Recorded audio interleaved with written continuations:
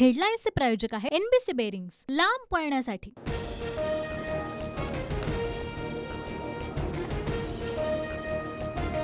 अमोल कोल्हेंच्या विरोधात उमेदवार देणार, शिरूर लोकसभेची जागा जिंकणारच, अजित पवारांचं अमोल कोल्हेंना खुलं आव्हान।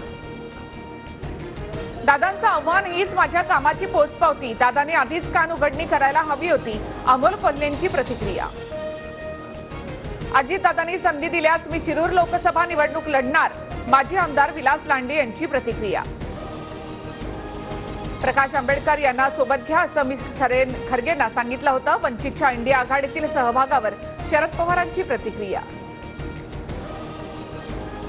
28 तारखेनंतर महाविकास आघाडी आणि वंचितची बैठक घेऊ, जागा वाटपासंदर्भात बोलू, संजय राऊतांची माहिती।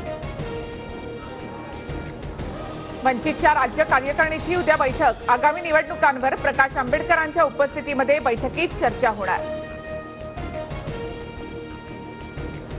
महाविकास आघाडी लोकसभेच्या 40हून जास्त जागा जिंकणार, संजय राऊतांचा दावा। विरोधकांकडे पंतप्रधान पदासाठी मोदींच्या विरोधात कुणाचा पर्याय, अजितदादांचा सवाल, तर येत्या काळामध्ये महायुतीच्या बाजूने वातावरण झुकवणार, लोकसभा निवडणुकीवरून वक्तव्य।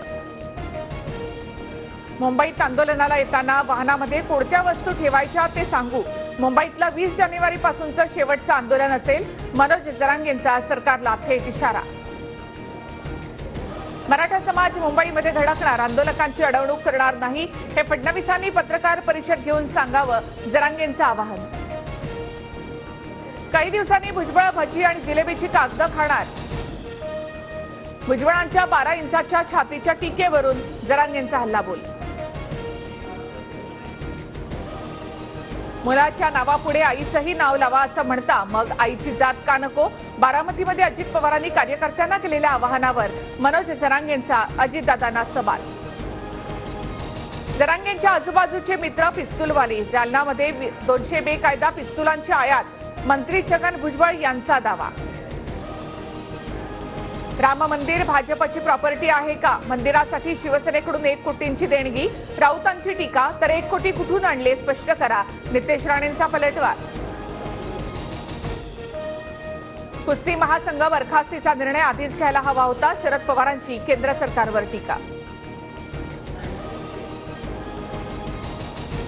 सलीम कुत्ता प्रकरणामध्ये सुधाकर बडगुजर यांच्यासह 19 जणांची आज पुन्हा चौकशी, भाजप पदाधिकाऱ्यांच्या सहभागाबाबत बडगुजर काय बोलणार याकडे लक्ष। मुंबईच्या चुनाभट्टीमधील गोळीबार प्रकरणी 4 आरोपींना अटक, 5 तारखेपर्यंत पोलीस कोठडी, राग मनात धरून गोळीबार, एकाचा मृत्यू, 4 जखमी।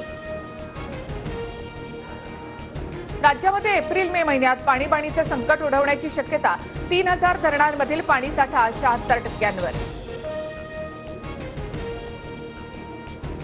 ठाण्यामध्ये कोरोनाच्या JN1 व्हेरियंटचे एकूण 5 रुग्ण, तर पुण्यातही JN1चे 3 रुग्ण आढळल्यानं आरोग्य यंत्रणा अलर्टवर।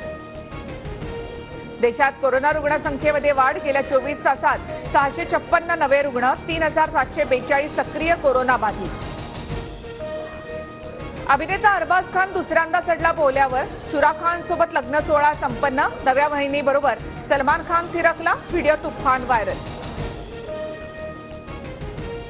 हेडलाईन्सचे प्रायोजक आहे एनबीसी बेरिंग्स, लांब पळण्यासाठी।